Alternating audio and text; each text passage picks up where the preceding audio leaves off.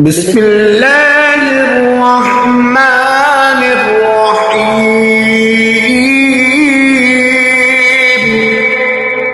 مثل الذين ينفقون أموالهم في سبيل الله كمثل حبة أنبتت 7 سنابل في كل سنبلة 100 حبة والله يضاعف لمن يشاء والله واسع عليم. الذين ينفقون أموالهم في سبيل الله ثم لا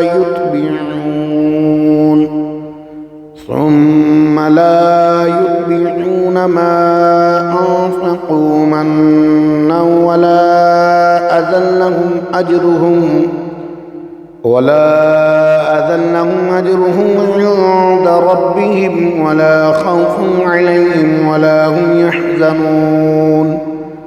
قول معروف ومغفرة خير من صدقة يتبعها أذى والله غني حليم.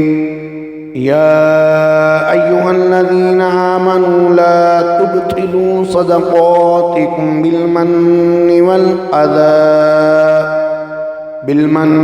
والأذى كالذي ينفق ماله رئاء الناس ولا يؤمن بالله واليوم الآخر فمثله كمثل صفوان عليه تراب فأصابه وابل فتركه صلدا لا يقدرون على شيء مما كسبوا والله لا يهدي القوم الكافرين. ومثل الذين ينفقون أموالهم ابتغاء مرضات الله وتثبيتا من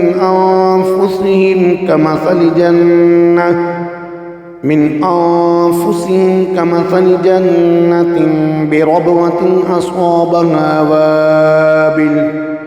أصابها وابل فآتت أكلها ضعفين فإن لم يصبها وابل فطر والله بما تعملون بصير.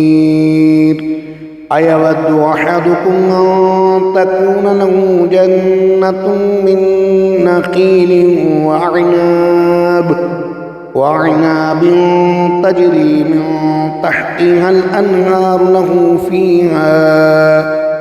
له فيها من كل الثمرات وأصابه الكبر وله ذرية ضعفاء فأصابها إعصار فيه نار فاحترقت كذلك يبين الله لكم الآيات لعلكم تتفكرون.